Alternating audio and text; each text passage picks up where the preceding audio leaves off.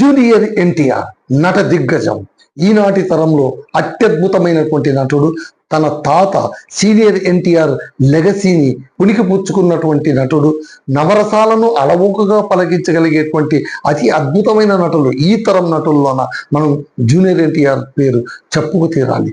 ఆయన ప్రతి పాత్రలో కూడా పరకాయ ప్రవేశం చేయడం, ఆయన గొంతు కావచ్చు, ఆయన హావభావాలు కావచ్చు, ఆయన నృత్య విన్యాసం కావచ్చు, ఆయనకంటూ అత్యద్భుతమైనటువంటి క్రేజీ ఫ్యాన్ ఫాలోయింగ్ కూడా ఉంది.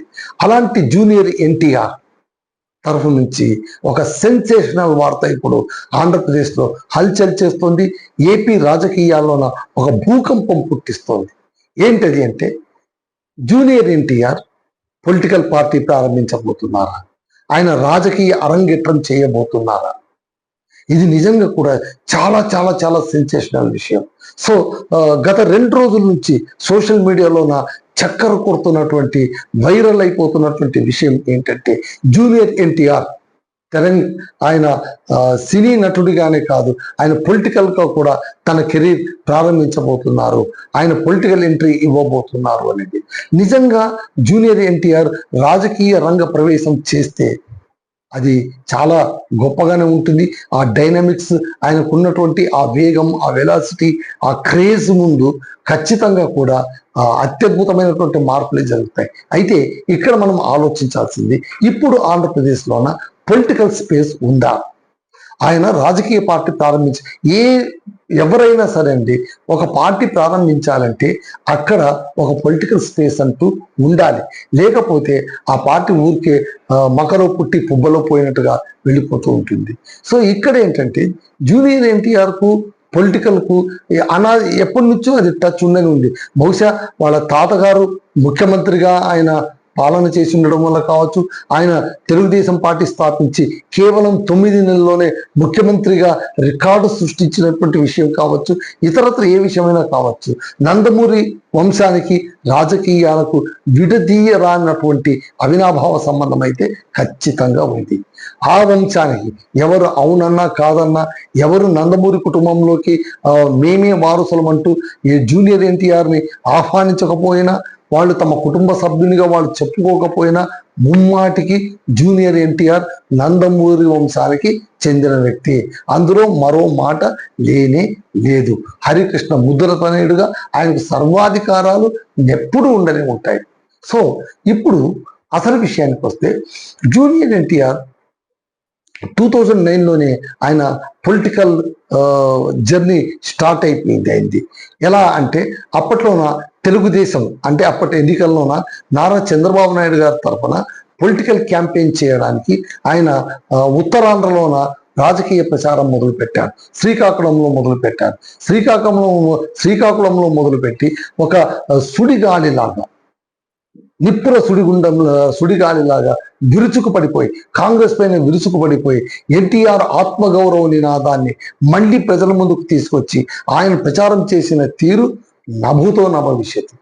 ఒక చిచ్చర పిడుగు వచ్చినట్టు వచ్చాడు. ప్రతి ఒక్కరు కూడా ఆశ్చర్యపోయారు. అరే ఎవడరా వీళ్ళు, ఇంతలా మాట్లాడుతున్నారు, ఇంత అత్యద్భుతంగా మాట్లాడుతున్నాడు, ఇంత అనర్గళంగా మాట్లాడుతున్నారు, సేమ్ వాళ్ళ తాతగారి పోలిక ఉంది, ఆ గొంతులోన అదే ధాటి ఉంది, అదే పటుత్వం ఉంది కదా అని ప్రజలందరూ కూడా మురిసిపోయారు. అందరూ అత్యద్భుతంగా ఆయన ప్రసంగాలకు మంత్రముగ్ధులైపోయారు కూడా. అలా ప్రచారం చేసుకుంటూ ఆయన శ్రీకాకుళం నుంచి ఆ తర్వాత ఖమ్మం దాకా వచ్చారు. ఖమ్మం దాకా ఆయన ప్రచారం చేశారు. ఖమ్మం నుంచి హైదరాబాద్కు తిరిగి వస్తుండగా 2009 మార్చ్ 26వ తారీఖున ఆయనకు he met with an road accident. ఆ రోడ్ యాక్సిడెంట్లో ఆయన కాస్త దెబ్బ తగలడం వల్ల ఆయన కొద్దిపాటి గాయాలయ్యాయి. దాంతో ప్రచారానికి దూరం అయ్యారు. ఆ తర్వాత ఏమైందేమో తెలియదు కానీ ఆయన మళ్ళీ రాజకీయాల పట్ల పెద్దగా ఆసక్తి చూపలేదు. కానీ ఆయన ఆసక్తి చూపకపోయినా కూడా ఆంధ్రప్రదేశ్లోన చాలా సందర్భాల్లోన ఈ విషయం పదే మనకు టాపిక్ వస్తూనే ఉంది. ఏంటంటే, జూనియర్ ఎన్టీఆర్ మళ్ళీ రాజకీయాల్లోకి వస్తున్నారు, జూనియర్ ఎన్టీఆర్ మళ్ళీ రాజకీయాల్లోకి వస్తున్నారు అని. ఒక రకంగా చెప్పాలంటే, జూనియర్ ఎన్టీఆర్ని రాజకీయాల్లో రాకుండగా తెలివిగా అడ్డుకున్నది ముఖ్యమంత్రి నారా చంద్రబాబు నాయుడు అని చాలా మంది పరిశీలకులు అంటున్నారు. ఎందుకు అంటే తన కుమారుడి రాజకీయ భవిష్యత్తు ఎక్కడ మసగబారిపోతుందో, ఎక్కడ ఇతను కాంపిటేటివ్గా మారతాడో అని భయపడి ఎన్టీ రామారావుని అదే పనిగా తొక్కేశాడు అనేటువంటి మాట కూడా మనకు ఖచ్చితంగా వినిపిస్తుంది. ఎందుకంటే 2009లోన ఆయన ఎన్నికల ప్రచారం చేసిన దరిమిల మళ్ళీ ఏ రకమైనటువంటి రాజకీయ చప్పుడు చేయలేదు. ఆయన తన కెరీర్ తాను చూసుకుంటూ వెళ్ళిపోయారు. అంటే చాలా సందర్భంలో కూడా కుటుంబపరమైనటువంటి క్లాషెస్ జరుగుతూనే ఉన్నాయి. అంటే ఎప్పుడు కూడా బాలకృష్ణ కావచ్చు, లోకేష్ కావచ్చు, ఎన్టీ రామారావు కావచ్చు, చంద్రబాబు నాయుడు కావచ్చు, వీళ్ళు ఎవరు కూడా అతన్ని ప్రాపర్గా ట్రీట్ చేయలేదా? నందమూరి వంశాంకురమని ఆయన్ని ట్రీట్ చేయలేకపోయారా? ఆయన తమ వంశస్థుడిగా నందమూరి కుటుంబానికి సంబంధించిన వ్యక్తిగా స్వీకరించడానికి వాళ్లకు మనసొప్పలేదా అనేటువంటి మాట కూడా చాలా విస్తృతంగా ప్రచారంలో ఉంది. ఈ ఫ్యామిలీ క్లాషెస్ మధ్య నలిగిపోయిన అతను ఎందుకు వచ్చిన గొడవ, ఇప్పుడు నా కెరీర్ చూసుకుందామని ఆయన సినిమా పరంగా ఆయన చాలా బిజీ అయిపోయారు. వరుసగా సినిమాలు తీసుకుంటూ వెళ్ళిపోయారు. త్రిబుల్ తీశారు, దేవర తీశారు. ప్రతి సినిమా కూడా ఆయన తీసిన ప్రతి సినిమాలో కూడా హిట్ ఫ్లాప్తో సంబంధం లేకుండా ఆయన సినిమా తీస్తే అభిమానులకు పండగ అనుకునేటువంటి సందర్భం దాకా వెళ్ళిపోయిందన్నమాట. మరి ఉన్నట్టుండి ఎందుకు ఈ టాపిక్ మళ్ళీ వచ్చింది? గతంలో ఎప్పుడెప్పుడు వచ్చిందంటే గతంలో చాలా సందర్భంలో వచ్చింది. చాలా సందర్భంలో నారా లోకేష్ కంటే కూడా ఇతను చాలా యోగ్యుడు, రాజకీయంగా ఇతను వస్తే కనుక ఖచ్చితంగా తన తడాక ఏంటో చూపించగలడు. అంతెందుకు తెలుగుదేశంని ఎన్టీ రామారావు లెగసీ నుంచి నారా చంద్రబాబు నాయుడు గారు బలవంతంగా లాక్కున్నారు.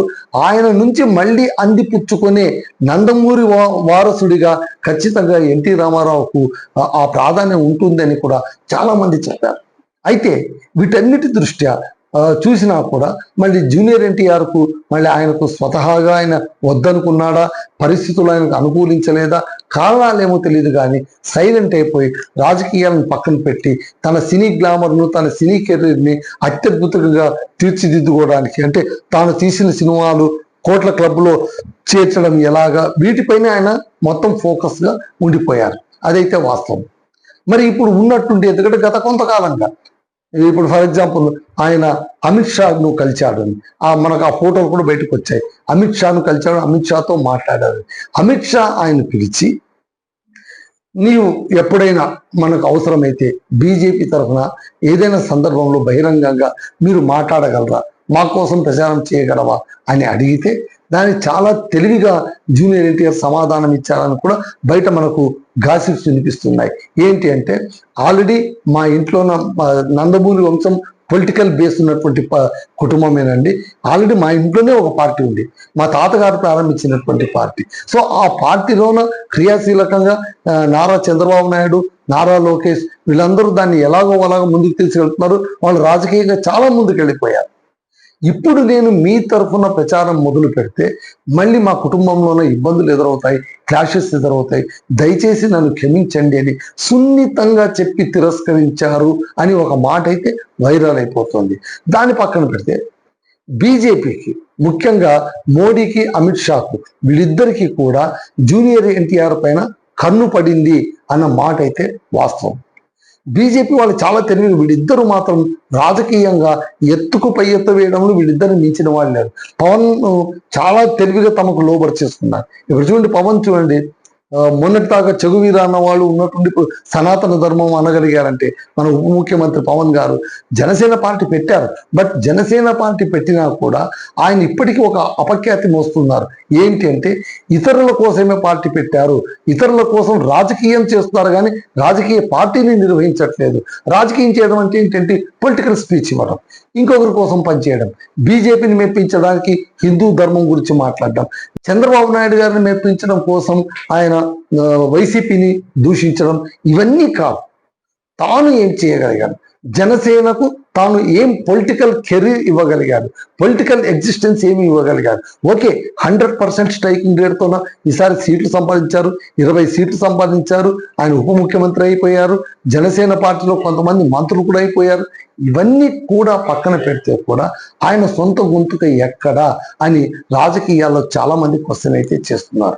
ఈ రకంగా చూసుకుంటే కూడా ఏపీలోనే ఇప్పుడు వైఎస్ఆర్సీపీ, తెలుగుదేశం ఈ రెండే పోటాపోటీగా ఉన్నాయి. పవన్ కళ్యాణ్ జనసేన ఉన్నా కూడా అది ఆటలో అరటిపండు అంటున్నారు, కానీ ఆయన ప్రత్యేకంగా పొలిటికల్ స్పేస్ తీసుకోగలరు అని ఎవరు అనుకోవట్లేదు. సో ఇప్పుడు రసవత్తరంగా ఎవరి మధ్య ఉంది ఆంధ్రప్రదేశ్ అంటే వీళ్ళిద్దరి మధ్యనే ఉంది. అదే సందర్భంగా మళ్ళీ వీళ్ళిద్దరి మధ్య ఇంత పోరుంటే మళ్ళీ బీజేపీ అంటే బీజేపీ అక్కడ నామమాత్రమే అని చెప్పొచ్చు. అలాగే కాంగ్రెస్ అంటే ఎప్పుడైతే ఆంధ్రప్రదేశ్ను రెండుగా విభజించారో, ఉమ్మడి ఆంధ్రప్రదేశ్ను రెండుగా విభజించారో అప్పుడే కాంగ్రెస్ చరిష్మా ఆంధ్రప్రదేశ్లోన జీరో అయిపోయింది. అందుకోసమే 10 ఏళ్ళు దాటినా కూడా ఇంకా అసెంబ్లీలోన వాళ్ళకు ఎంట్రీ కూడా దొరకట్లేదు. అది ఇప్పుడు ఏపీలోన పొలిటికల్ సినారియో. ఈ సినారియోలోన పొలిటికల్ స్పేస్ చేసుకోవడానికి అవకాశం ఉంది కాబట్టి జూనియర్ ఎన్టీఆర్ ఆయన రాజకీయ రంగ ప్రవేశం చేసేటువంటి అవకాశాలు ఉన్నాయని ఒక వార్త అయితే చక్కర్లు కొడుతున్నాయి. వీటన్నిటికీ ఊతమిచ్చేలాగా ఆయన వైపు నుంచి ఒక ప్రకటన వెలువడింది. ఏంటంటే జూలై 18న జూనియర్ ఎన్టీఆర్ తన అభిమానులను ఉద్దేశించి ఏదో ప్రసంగించబోతున్నారు, ఏదో చేయబోతున్నారు అంటే మరికొంతమంది అనడం ఏంటంటే ఏమి లేదు, ఫ్యాన్ ఫాలోయింగ్ ఉంటుంది కాబట్టి ఈ ఫ్యాన్ బేస్ని కొంచెం సోషల్ సర్వీస్ వైపు మోటివేట్ చేసేటువంటి ప్రక్రియ ఉండొచ్చు అని. అంటే ఏంటి, ఇంకా ఎన్నికలకు 3 ఏళ్ల టైం ఉంది కాబట్టి ఈ 1 సంవత్సరం కంప్లీట్గా సోషల్ సర్వీస్లో యాక్టివ్ అయిపోయి తన ఫాలోయర్స్ని, అభిమానులందరినీ కూడా స్ట్రక్చరలైజ్ చేసి వాళ్ళని రాజకీయాల కార్యకర్తలుగా, ఒక పార్టీ కార్యకర్తలుగా వాళ్ళని బాగా ట్రాన్స్ఫార్మ్ చేసి వాళ్ళని సంసిద్ధత చేసి ఆ తర్వాత ఇంకా 2 ఏళ్ళు ఉందనగా పొలిటికల్ పార్టీ పెడతారు. ఇలా పొలిటికల్ పార్టీ పెట్టడానికి ఆయనకు బీజేపీ నుంచి పూర్తి స్థాయిలో ఆశీస్సులు ఉన్నాయి అని ఒక మాట నడుస్తుంది. ఈ సందర్భంగానే మనం ఇంకొక మాట చెప్పుకోవాలి. ఏంటంటే అల్లు అర్జున్ చాలా తెలివిగా, అంటే వీళ్ళందరికంటే ముందుగా ఒక అడుగు ముందుకేశారు. అంటే జూనియర్ ఎన్టీఆర్ కంటే కూడా ఒక అడుగు ఈ విషయంలో ముందుకేశారు. ఏంటి, తన అభిమానుల్ని ఆల్రెడీ స్ట్రక్చరలైజ్ చేసేసుకున్నారు. ఆయన ఆల్రెడీ స్ట్రక్చరలైజ్ చేసేసుకున్నాడు. వాళ్ళతో పలు దఫాలుగా సమావేశమయ్యారు. ఒకవేళ ఇప్పుడు అల్లు అర్జున్ ఒక పార్టీ పెట్టాలనుకుంటే ఆయన ఫ్యాన్స్ అందరూ కూడా ఎవర్ రెడీ బ్యాటరీ లాగా రెడీగానే ఉన్నారు. చకచక ఆయన పొలిటికల్ పార్టీ పెట్టేసుకోవచ్చు. బట్ ఆయన పొలిటికల్ పార్టీ పెడతారా? పెడితే బతికి కట్టగలరా? ఎందుకంటే పవన్ కళ్యాణ్ ఉన్నారు, చిరంజీవి ఉన్నారు. వీళ్లను కాదని, మెగా కాంపౌండ్లు కాదని ఆయన పార్టీ పెట్టే పరిస్థితిలో ఉన్నారా అనేది బిగ్ క్వశ్చన్ మార్క్.